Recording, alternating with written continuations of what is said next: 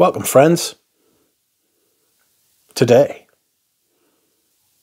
we are doing another fragrance rotation video for the week ending the 24th of March, 2024. Marvellous. That's right, my friends, I am back. I am back once again with another fragrance rotation video. It has been quite the week in fragrance for me. A couple of blind buys, one of which hasn't gone well so far. We are awaiting the second blind buy, which probably won't be here for another, probably another 3 weeks or so. But not to worry. We have some other stuff that is coming as well. My plans of not buying many more fragrances are not coming to fruition. But not to worry. We'll see what happens, shall we? Okay then. On with the fragrance rotation. And this week has been... How has this week been? It's been green. It's been mossy. And it has been a little different. I've worn a couple of fragrances I haven't worn for a long time. So let's start with a true spring banger, in my opinion. I reckon you can wear this spring, summer and autumn as well. And this is Xar, a much vaunted vintage piece. The prices this is going for now are absolutely bananas.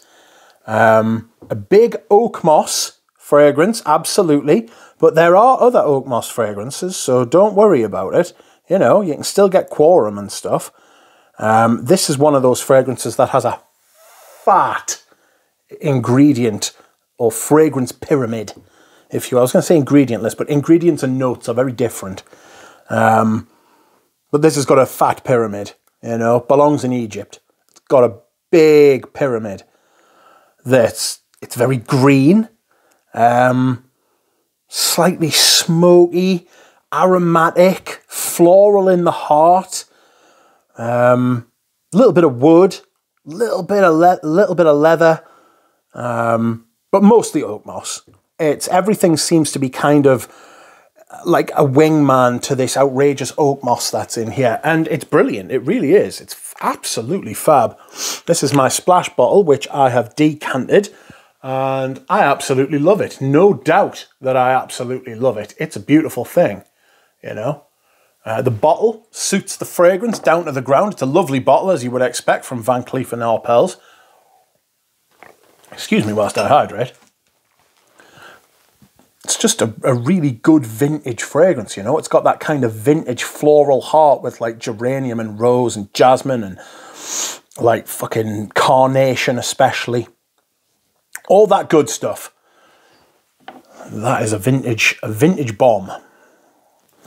Next up, we have another vintage bomb. Brace yourselves. If you're into vintage fragrances, you're going to have a good time today. There are at least three. At least three. Maybe four. I'm not sure if that one is. Anyway, this is Gucci Nobile. Or Gucci Nobile. I don't know. I don't speak Italian. Sorry, Italy. I do apologise. I have to apologise to the French a lot, so I should really apologise to the Italians as well. This is, in a way, similar to Xar in that it's green, but this is much more fougere based. This is lavender, bergamot, oak moss, big patchouli, another floral heart with the geranium, carnation, rose, jasmine thing. That seemed to be a big staple of fragrances in the 70s and 80s. This big, especially the 80s, this big floral aromatic kind of heart. Like you would have the aromatics at the top, like the rosemary and the lavender and stuff. Have like that little bit of citrus, the bergamot. Not sure how well the bergamot's held up in here. Yeah, it's all right. But imagine this. If you want something like this these days, go for something like Houbegont's Fougère Royale. because that's like, it's like a modern version of this, but this has got that really Italian fougere type thing going on. It's absolutely beautiful, to be fair. I absolutely love it. Again, absolutely scandalous prices on the secondary market, filthy prices, and I don't think it's worth it when you can buy stuff like Fougere Royale, which is quite similar, to be fair. These vintage aftermarket prices are ludicrous these days. But there we have it. It's not that people know what they've got, it's that people have disassociated what they've got from what they can get for it, you know? But not to worry. Next up, we have what I consider a modern classic. This is a fragrance I have worn a few times already, and I will wear it continually until the bottle is finished, because it's rather low. This is Aedes de Venustus. This was sent to me by the lovely Natalia. Natalia, if you're out there, I hope you're well. It is iris. It is this kind of rosy raspberry, kind of fruity sort of thing, which makes it very... It adds a different element to the iris. Like, you can pair iris with a lot of things, but this kind of red rose raspberry fruity floral type thing goes rather well. There's a little bit of something like dark spice, you know, like a star anise or some shit, you know. There's a bit of frankincense and patchouli in the base, so that is not really that apparent to me. This is a big iris fragrance. It's like iris through and through. You know, if you like iris fragrances and the fruitiness doesn't put you off, you should really try this. Try it before you buy it. It's very distinct, but it's lovely, and the performance is massive. Massive. Next up, I wore something completely different. The first time I've worn this since I got it, I think. I might be wrong, though. But this is my little tester. It's like a refill, but it is my little tester of a classic, and this is Cristal Eau de Toilette by Chanel. Lemon, bergamot, like a woody floral heart, and then moss. Big green moss in the base. From the 70s, I think the early 70s, because it was pre-Polge. It was pre-Polge era, you know? So that is quite an ancient fragrance, but it's brilliant. You can see the classic structure, and it is like a microcosm of all like green chypre type fragrances, you know. It's beautiful. The lemon and the bergamot was stunning, frankly. At the top, very zesty, not evil, didn't turn to bleach on me, which lemon often does, so I really appreciated that. It cut through the warm. And then it's just got this gorgeous, like, green vetiver oak moss base going on. And it doesn't smell dated, and I can easily wear this because of the oak moss. The oak moss makes this easily wearable by a guy. I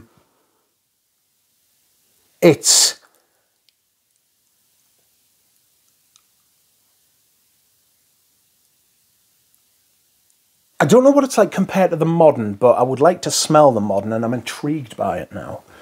So we will see. I've also got a bottle of the Overt, but I haven't opened it yet. Now, I might not open it. I might just sell it. I don't know. Anyway, on Friday I went for something completely different. Now, I'm not sure if I have made a mistake and put this in the wrong place in my collection, because this is Eau Noire. Now, I thought I could wear this in the spring and the summer because it has that aromatic lavender, thyme, sage thing going on. But what kind of stops me, and when I wore it, I thought, oh, I've made a mistake here, because it was warm on Friday. It was quite a changeable day, actually.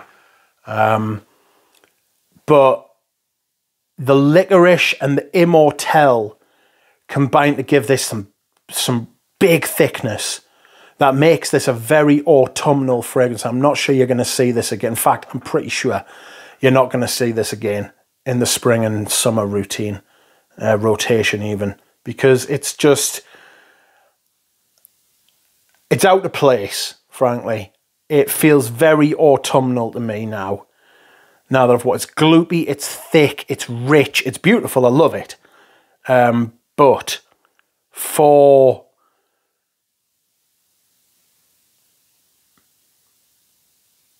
the spring, the clocks are going forward next weekend. It's been quite, the light days are here again, the light nights, the sun in the sky. This feels like a darker fragrance to me. So I don't think I'm going to wear that again in spring. Too dark. But it's an interesting autumn fragrance. I fucking love it. You can see the dent I've put in. That's a 250ml bottle, you know. Them sprayers don't hurt either. They're fantastic, the Dior sprayers. I wish they were all like that. Anywho, yesterday I eyed up a fragrance I'd been eyeing up for a while, and decided to wear yesterday. And I fucking love this stuff. It is gorgeous. And this is Homme de Grey. Homme de Grey by Grey. The same people who made Cabochard. I hope they made Cabochard, because my memory hasn't been very reliable the last few days, I'm not going to lie to you. So I used this, and it is fucking awesome. It is bergamot, basil, maybe some other citrus at the top as well. It's fresh. It's got a woody kind of heart, and then it dries down into this outrageous smoke moss. It's like a smoky oak moss, very masculine, very classic perfume, released in 1996, so it was probably the right perfume at the wrong time. If you'd released this 10 years earlier, it probably would have been huge. Made by one of my favourite perfumers, Gerard Anthony, who made Balenciaga Pour Homme. Rarely has the man made a perfume I didn't absolutely love.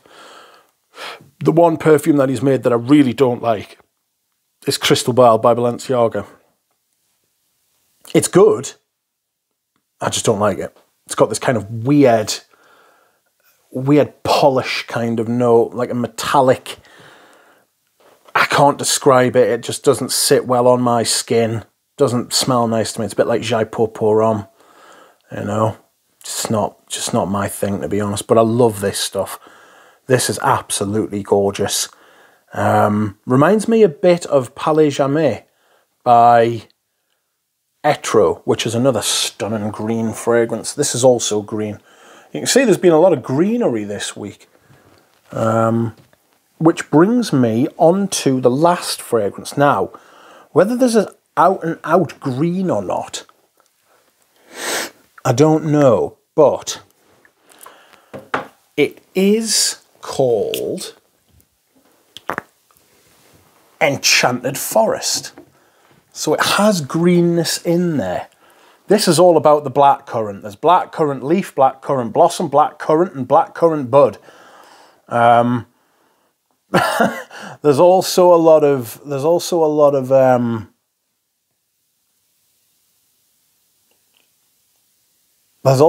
balsams in there. There's also a lot of resins in here. There's a lot of green stuff. Floral. There's like a boozy kind of note. I think it's like a rum or a wine or something like that. A lot of fruits, fresh, dark. It's a Duchefort classic. And you can expect to see this more as the spring goes on. Spring and early autumn for me. You know, fruits of the forest type of thing. But anyway, this has been my fragrance rotation, friends. I hope you have enjoyed it, and I will see you all again soon. Bye.